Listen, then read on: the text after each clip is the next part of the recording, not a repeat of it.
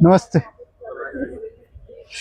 तो आज ये बुक लाया हूँ मैं। इसका नाम है Osho the book of man.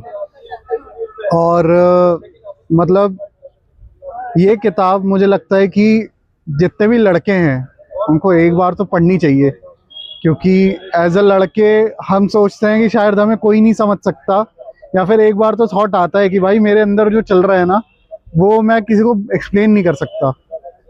पर जब आप ओशो को पढ़ोगे तो आपको समझ में आएगा, नहीं भाई कम से कम एक इंसान तो था जो समझ सकता था मेरे को। और उनकी राइटिंग्स बहुत अच्छी हैं। अगर आपको इनको पढ़ना हो, अभी तक तो मैंने एक चैप्टर कंप्लीट किया है और दूसरे चैप्टर पे हूँ। और एक चैप्टर में ही मेरा ऐसा रिव्यू बना है इनके बारे में कि भाई क्या चीज़ है ये। और अगर इनको कभी आप पढ़ना शुरू करना चाहते हैं तो मुझे ऐसा लगता है कि मैंने ओशो को सुना है पहले, तो मुझे उनके बारे में काफ़ी पहले से पता है कि वो किस तरीके की बातें करते हैं।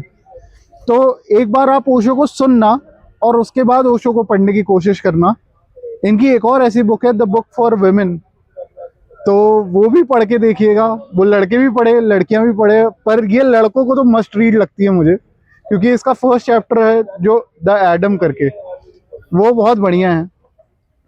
तो बस बिल्कुल किताबें पढ़ी और ये बुक किस बारे में है? मतलब थोड़ा सा और एक्सप्लेन कर सकते हैं? हाँ जी, थोड़ा सा और एक्सप्लेन कर सकते हैं इस बुक का? ओके।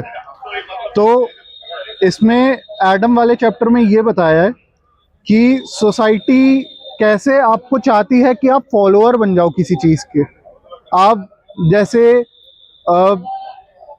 किसी जैसे यूएस के लोग उसके प्रेसिडेंट को पूछते हैं, जैसे हम बाकी चीज़ों को पूछते हैं, तो वो चाहते हैं कि हम पूछना बंद कर दें और खुद के अंदर झांके, इंट्रोस्पेक्ट करें, खुद के इमोशंस को समझे और उन सब चीज़ों में रहें।